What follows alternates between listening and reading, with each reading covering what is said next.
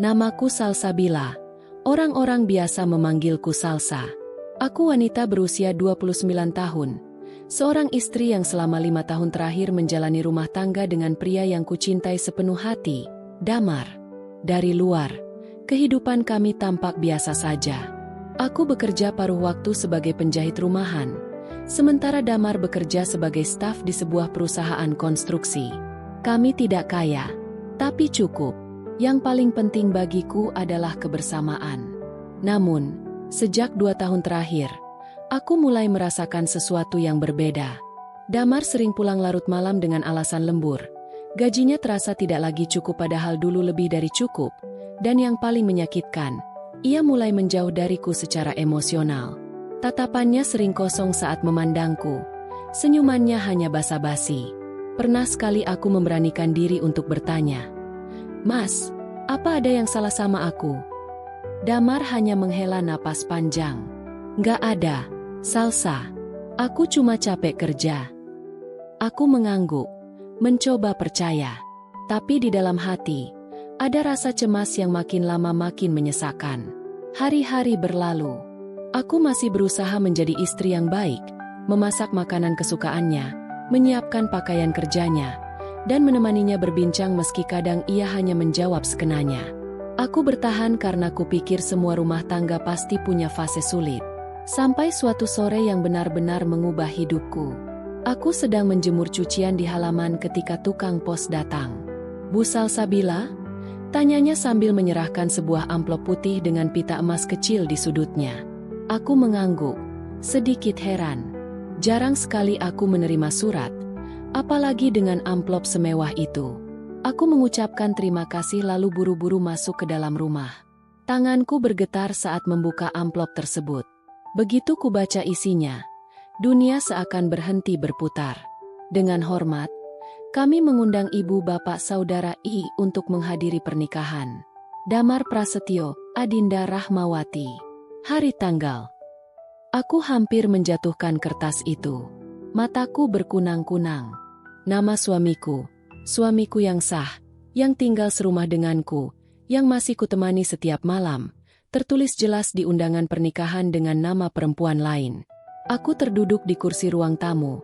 Air mataku jatuh tanpa bisa kutahan. Dadaku sesak, seperti diremas kuat-kuat. Apa maksudnya ini? Bisikku pada diriku sendiri. Kemarahan, sakit hati, dan kebingungan bercampur menjadi satu. Aku merasa seperti orang bodoh yang selama ini dibohongi. Kenapa Damar bisa tega melakukan ini? Kenapa aku yang menerima undangannya? Apakah ini semacam hinaan? Malam itu, saat Damar pulang, aku menunggunya di ruang tamu dengan undangan itu di tanganku. "Mas," suaraku bergetar. "Apa ini?" Damar terdiam. Wajahnya pucat. Lalu ia menarik napas panjang. "Kamu sudah tahu. Apa maksudmu, Mas? Kau masih suamiku. Kita belum bercerai. Kenapa aku bisa menerima undangan ini?" Suaraku meninggi. Damar menunduk. "Salsa, aku minta maaf. Aku sudah nggak bisa lagi sama kamu. Aku sudah lama jalan sama Adinda. Keluarganya yang ngurus semua. Mereka sengaja kirim undangan ke kamu." Aku merasa ditampar. Jadi benar, semua firasatku selama ini bukan sekadar bayangan. Damar betul-betul selingkuh, bahkan berencana menikah dengan perempuan itu tanpa menyelesaikan rumah tangga kami. Aku menangis terseduh-seduh. "Lalu aku ini apa, Mas? Boneka bagimu? Kau biarkan aku menunggu, sementara kau membangun hidup baru dengan orang lain." Damar diam. Ia hanya berdiri di sana, seolah tak punya sedikit pun rasa bersalah. Malam itu aku tidak bisa tidur. Aku termenung memandang undangan yang kini basah oleh air mataku. Di kepalaku berkecamuk banyak pertanyaan. Apa aku harus diam? Apa aku harus menyingkir begitu saja? Atau aku harus datang ke pernikahan itu? Pagi berikutnya, aku berdiskusi dengan sahabatku, Maya, yang sudah seperti saudara bagiku.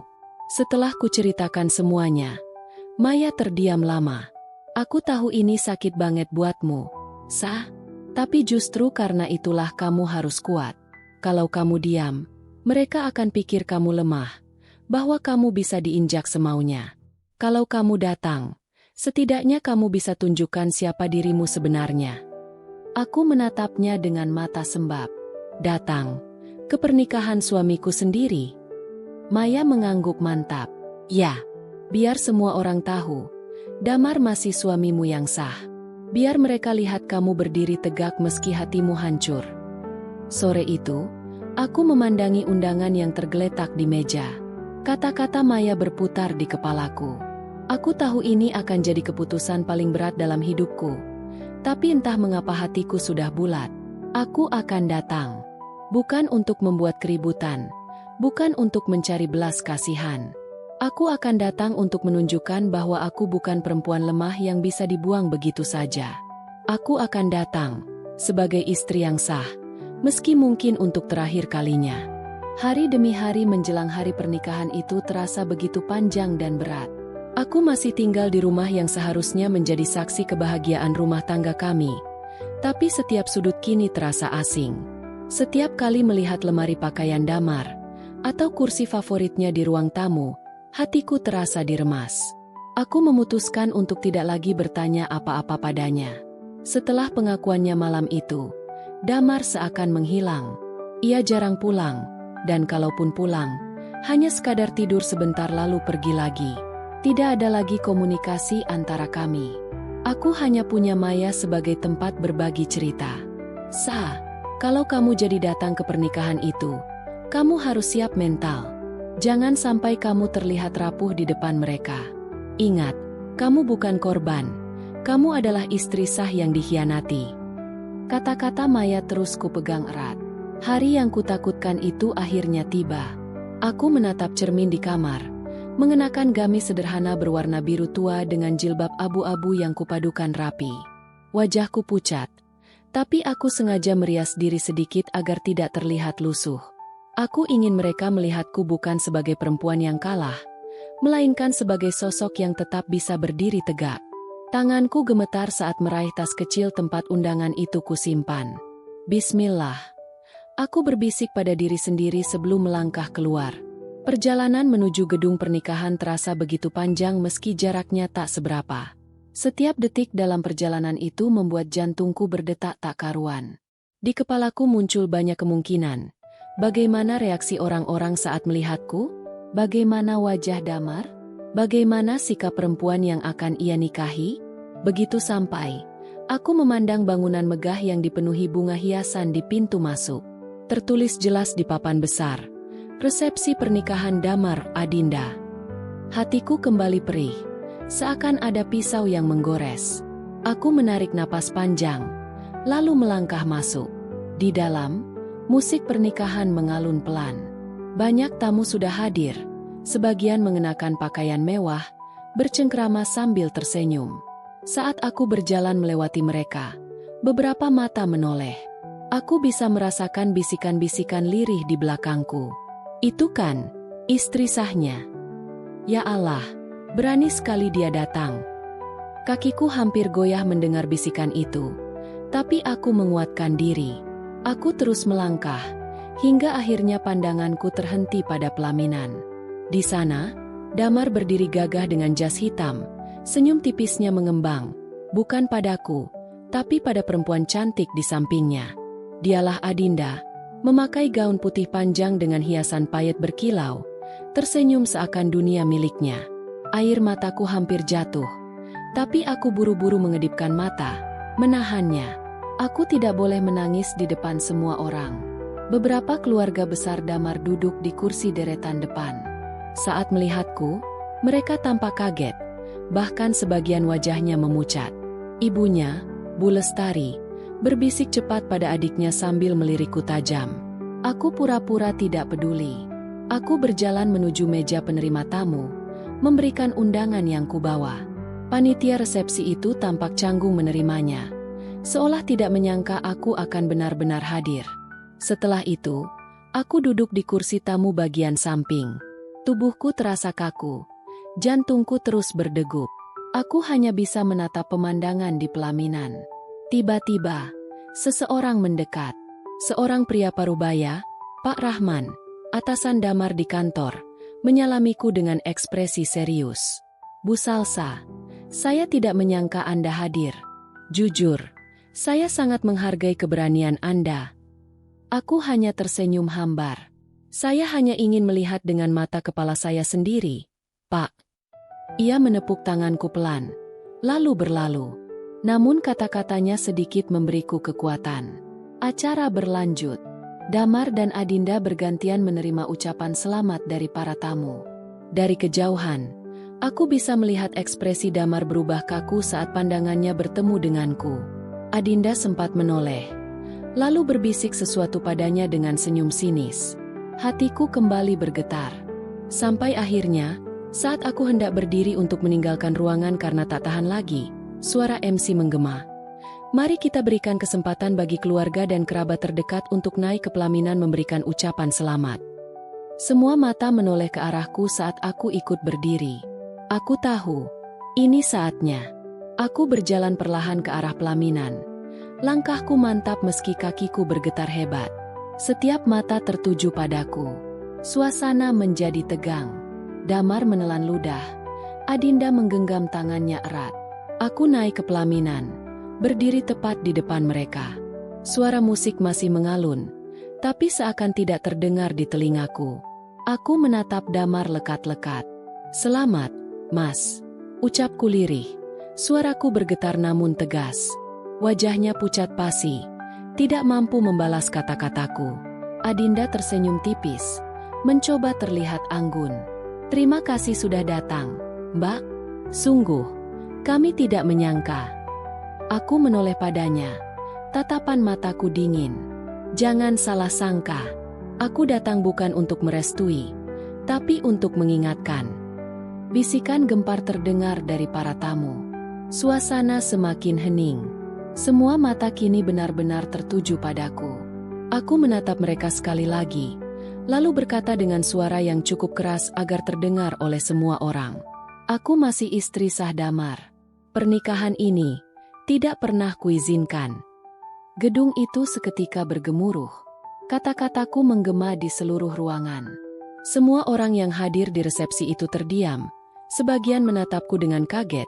Sebagian lagi berbisik-bisik penuh rasa penasaran. Musik yang tadinya mengalun pelan seolah berhenti terdengar. Damar tampak kaku. Wajahnya pucat. Keringat mulai membasahi pelipisnya meski ruangan dingin oleh AC. Adinda yang masih menggenggam tangannya mencoba menahan diri. Namun sorot matanya jelas-jelas menunjukkan kegelisahan. Ibunya, Bu Lestari, segera berdiri dari kursi keluarga. Suaranya terdengar tajam. Salsa, apa-apaan ini? Kamu tidak tahu malu datang ke sini membuat keributan. Aku menoleh ke arahnya, menatapnya dengan penuh luka. Bu, saya datang ke sini bukan untuk membuat keributan. Saya hanya ingin menegaskan satu hal. Pernikahan ini dilaksanakan saat status saya sebagai istri sah Damar belum pernah diputuskan oleh hukum. Suara gumaman semakin riuh. Beberapa tamu saling menatap dengan ekspresi tercengang. Dia masih istrinya. Kalau begitu, ini bagaimana mungkin? Damar menggenggam mikrofon yang tadinya digunakan oleh MC. Suaranya bergetar, tapi ia mencoba bersuara. Salsa, tolong, jangan lakukan ini di sini. Aku mohon. Aku tersenyum getir. Kenapa, Mas? Bukankah ini pilihanmu? Kau undang aku ke sini dengan undangan resmi. Dan aku datang untuk melihat kenyataan. Sekarang aku sudah melihat, dan aku ingin semua orang tahu apa yang sebenarnya terjadi. Adinda akhirnya angkat bicara. Suaranya manis namun penuh ejekan. Mbak Salsa, saya mohon jangan membuat malu diri sendiri. Mas Damar memilih saya karena memang sudah tidak ada kecocokan lagi dengan Mbak. Lagi pula, seharusnya Mbak sudah tahu posisinya. Aku menatapnya tajam. Kamu bilang tidak ada kecocokan? Selama bertahun-tahun aku mendampingi Damar. Aku yang menemaninya saat jatuh. Aku yang menemaninya saat membangun karir. Dan sekarang, setelah semua stabil, tiba-tiba ada orang lain yang datang lalu mengklaim bahwa dia lebih pantas? Apakah itu yang kamu sebut adil? Suasana semakin panas. Beberapa tamu mencoba menenangkan keadaan. Tapi jelas semua mata kini fokus pada drama yang sedang terjadi di pelaminan. Bu Lestari maju, mencoba menarik lenganku. Cukup sudah. Kalau kamu masih punya harga diri, kamu turun dari sini sekarang juga. Aku menepis tangannya dengan lembut, lalu berdiri tegak. Harga diriku bukan ditentukan oleh siapapun, Bu. Aku berdiri di sini untuk menunjukkan bahwa aku tidak akan diam dipermainkan. Kalaupun pernikahan ini dilanjutkan, semua orang tahu apa yang sebenarnya terjadi. MC tampak kebingungan. Panitia penyelenggara pun saling pandang. Situasi sudah benar-benar tidak terkendali. Damar menunduk. Wajahnya penuh rasa bersalah. Salsa, aku tidak bisa membatalkan ini. Semuanya sudah terlanjur. Kata-kata itu seperti pisau yang menghujam dadaku. Aku menahan air mata dengan sekuat tenaga.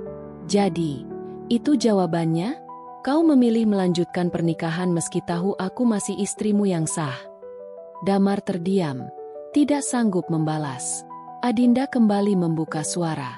Sudahlah, Mbak, terimalah kenyataan. Mbak tidak bisa menghalangi kebahagiaan kami. Aku menatapnya lama. Lalu, dengan suara bergetar tapi tegas, aku berkata, kebahagiaan yang kau bangun di atas air mata orang lain tidak akan bertahan lama. Kalimat itu membuat suasana semakin tegang. Beberapa tamu yang tadinya menonton dengan penasaran kini mulai gelisah. Ada yang mencoba keluar ruangan, ada yang berbisik-bisik keras. Aku akhirnya memutuskan turun dari pelaminan. Kakiku goyah, tapi aku menegakkan tubuh. Aku berjalan melewati deretan tamu, melewati tatapan-tatapan penuh rasa kasihan, simpati, dan juga cibiran. Sesampainya di luar ruangan, aku menarik napas panjang. Udara malam terasa menusuk, namun jauh lebih lega dibanding udara di dalam gedung yang penuh sesak dengan kebohongan. Maya sudah menungguku di luar. Ia segera menghampiriku, memelukku erat. Ya Allah, Sa, aku bangga sama kamu. Kamu berani berdiri di depan semua orang dan menyuarakan kebenaran. Aku akhirnya tak kuasa menahan air mata. Tangisku pecah di bahunya. Aku lelah, Mei. Hatiku hancur. Tapi aku tidak menyesal datang ke sini. Setidaknya, mereka semua tahu siapa aku sebenarnya. Maya mengelus punggungku, menenangkanku. Percayalah, kebenaran akan selalu menemukan jalannya. Kamu sudah melakukan hal yang benar. Aku menatap langit malam yang gelap, dengan hati yang penuh luka. Namun entah mengapa, di dalam luka itu ada sedikit rasa lega. Aku tidak lagi terkurung dalam diam. Aku sudah bersuara, meski menyakitkan. Namun aku tahu, ini belum berakhir. Masih ada langkah panjang yang harus kujalani setelah malam ini. Dan aku bersiap menghadapi semuanya. Setelah keluar dari gedung resepsi, pikiranku masih berantakan. Kata-kata Damar terus terngiang di kepalaku. Semuanya sudah terlanjur. Seolah semua yang telah kami jalani selama bertahun-tahun hanyalah bayangan yang bisa ia tinggalkan begitu saja. Aku pulang dengan langkah lemah. Maya menemaniku sampai ke rumah kontrakan kecil yang kutinggali setelah pergi dari rumah Damar. Malam itu aku tak banyak bicara. Hanya duduk di kursi ruang tamu dengan mata bengkak. Sementara Maya sibuk membuatkan teh hangat. Salsa, katanya pelan sambil duduk di sampingku. Aku tahu ini berat, tapi kamu harus berpikir ke depan. Jangan biarkan kesedihan ini menggerogoti hidupmu. Kamu masih punya masa depan. Kamu masih punya hak untuk bahagia. Aku menghela napas panjang. Aku merasa seolah semua runtuh. Mei, bertahun-tahun aku mendampinginya, menemaninya dari bawah. Kini seolah tak berarti apa-apa. Apa aku memang sebodoh itu karena percaya pada janji-janji manisnya? Maya menggenggam tanganku erat. Bukan kamu yang bodoh, Sa. Justru Damar yang tidak tahu berterima kasih.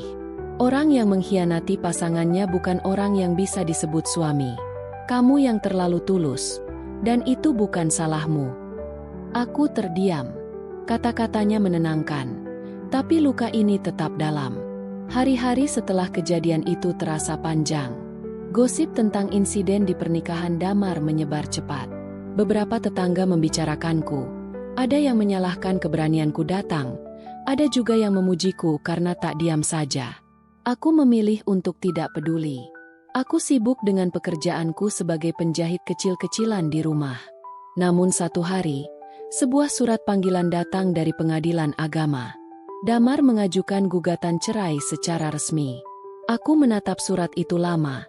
Dadaku terasa sesak. Jadi akhirnya dia memilih jalan ini, bisikku lirih. Aku pergi ke pengadilan dengan kepala tegak. Di ruang sidang, aku duduk berhadapan dengan Damar. Wajahnya terlihat lebih tirus, mungkin karena tekanan setelah kejadian di resepsi. Adinda tidak hadir, hanya perwakilan kuasa hukumnya. Hakim memandang kami bergantian. Ibu Salsa, apakah Anda menerima gugatan cerai ini? Aku menunduk sejenak, lalu berkata dengan suara bergetar namun tegas. Saya menerima, Yang Mulia. Tapi saya ingin menyampaikan bahwa selama ini saya tidak pernah merasa pernikahan kami berakhir. Saya tidak pernah diajak bicara baik-baik. Saya ditinggalkan begitu saja. Saya hanya ingin catatan ini jelas. Bukan saya yang memilih pergi, tapi saya yang ditinggalkan. Hakim mengangguk. Baik, hal itu akan dicatat dalam berita acara. Damar menatapku sebentar. Matanya tampak berkaca-kaca. Namun ia tidak mengatakan apapun. Sidang berlangsung singkat. Pada akhirnya, kami resmi bercerai. Aku keluar dari ruang sidang dengan hati hampa. Meski aku sudah menyiapkan diri, saat mendengar ketukan palu hakim, rasanya bagai diputus dari satu bagian hidup yang begitu dalam. Maya kembali menemaniku. Di parkiran, ia memelukku. Sa, aku tahu ini sakit. Tapi lihatlah, kamu sekarang bebas dari belenggu orang yang tidak menghargaimu. Ini awal baru untukmu. Aku menatapnya dengan air mata jatuh di pipi. Awal baru. Ya, semoga saja begitu. Hari-hari berikutnya kuisi dengan bekerja lebih giat. Aku menerima lebih banyak pesanan jahitan. Dari baju sehari-hari sampai kebaya untuk acara pernikahan. Aku mulai sibuk. Dan kesibukan itu sedikit demi sedikit menyembuhkan luka. Namun, takdir seakan belum selesai mengujiku.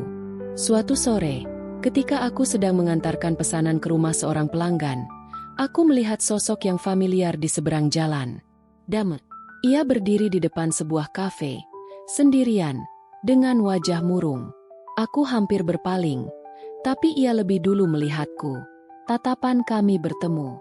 Sa, panggilnya sambil melangkah cepat mendekat. Aku terdiam, tubuhku kaku. Mas, suaraku lirih. Ia berhenti di depanku, terlihat gelisah.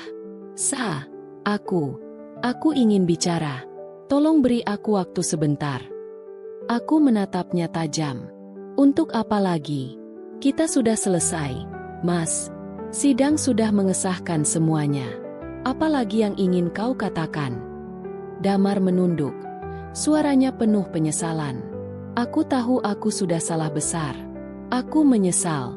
Sa, hidupku sejak hari itu tidak tenang. Aku tidak bisa tidur. Aku tidak bisa bekerja dengan baik. Aku merasa hampa. Aku masih mencintaimu. Kata-kata itu membuat dadaku bergetar. Tapi aku menahan diriku. Kalau benar kau mencintaiku, kau tidak akan melakukan semua ini, Mas. Kau tidak akan mempermalukanku di depan banyak orang. Ia terdiam. Wajahnya penuh rasa bersalah. Aku hanya takut. Tekanan dari keluargaku, permintaan ibuku. Aku tidak punya keberanian melawan. Tapi setelah semuanya terjadi, aku sadar, aku salah memilih jalan. Aku menarik napas panjang. Kesadaran yang datang terlambat tidak akan memperbaiki luka yang sudah terlanjur dalam. Mas, hidupku sudah hancur karena pilihanmu. Damar menatapku dengan mata berkaca-kaca. Tolong beri aku kesempatan. Sa, aku ingin memperbaiki semuanya. Aku memandangnya lama. Hatiku berkecamuk. Bagian dari diriku masih menyimpan rasa. Tapi bagian lain menjerit karena luka yang ia tinggalkan. Akhirnya aku berkata dengan suara tegas. Mas, Aku sudah belajar satu hal. Harga diriku lebih penting daripada cinta yang tidak menghargai. Aku tidak bisa kembali ke masa lalu. Mulai sekarang, jalanku dan jalanmu sudah berbeda. Aku melangkah pergi meninggalkannya. Meski kakiku terasa berat, namun jauh di dalam hati, aku tahu ini belum akhir. Masih ada sesuatu yang akan terjadi di antara kami, sesuatu yang belum aku ketahui.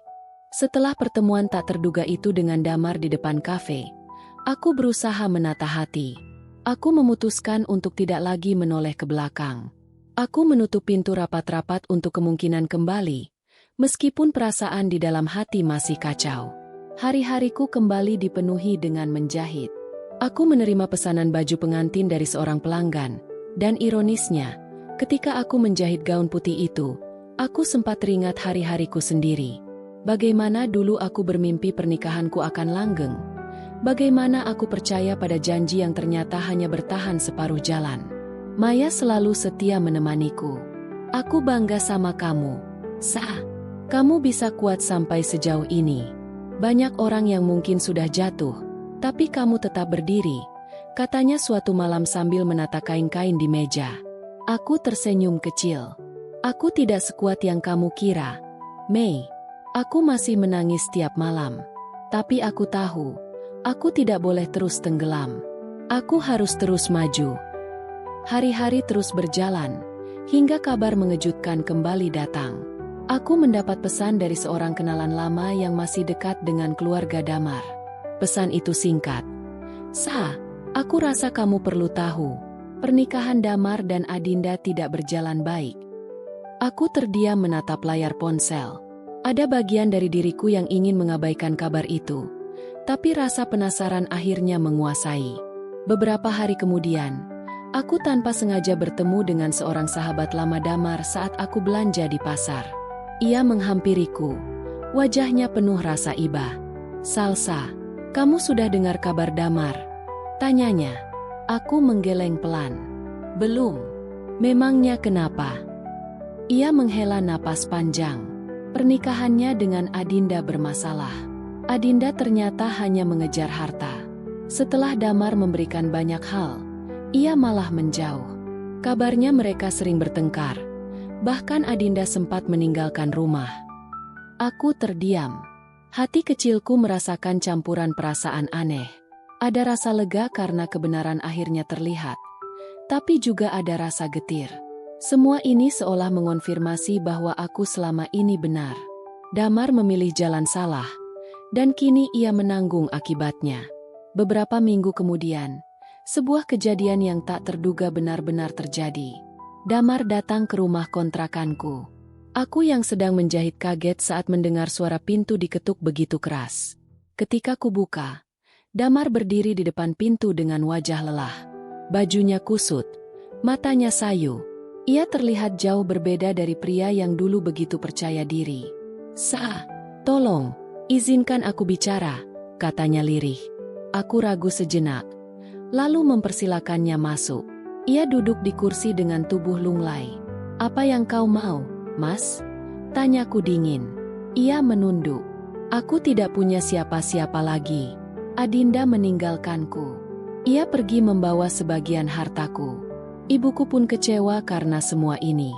Aku hancur, Sa. Aku menatapnya tanpa ekspresi. Lalu apa hubungannya dengan aku?